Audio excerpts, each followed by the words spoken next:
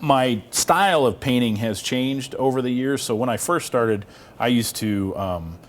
get my paints really wet, and I'd scoop out some with a palette knife and I'd slap it down. I'd just make notes to myself, okay, this is going to be dark, this is going to be light, this is going to be medium dark, this is going to be super dark or dark or whatever. You know, I had a sort of an initial system, and I would make a sketch, and then I would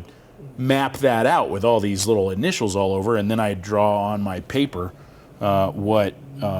the shapes, and then I'd go, okay, so I'm going to pick a dark color, and I would randomly pick maybe Hooker's green or phthalo blue or some other, you know, dark color, phthalo purple, and I just start putting those in the dark areas, which is kind of how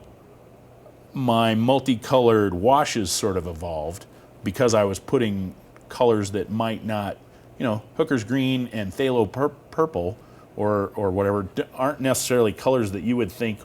would go together, purple and green. And so then I'd have all these little blobs of paint all over my painting, and I'd go in and I'd start moving it around with water. And then one day I was like, man, that's a lot of work. And I thought, and by that point I understood, you know, I'd kind of developed this multicolored wash theory, which I know I'm not the only artist who's developed this. So I don't want to make it sound like I'm the guy who came up with it, because I know plenty of other artists who do the same thing, and they had, you know, didn't even know me at, you know, points. And but I sort of developed that for myself, and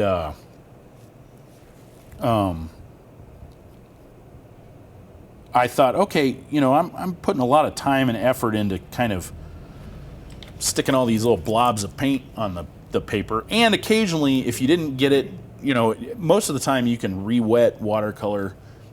and move it around even years later. I've demonstrated to students where I can put water down on top of paint that's maybe 10 years old, pat it with a paper towel, and then scrub it a little bit, and I'll get a nice white streak.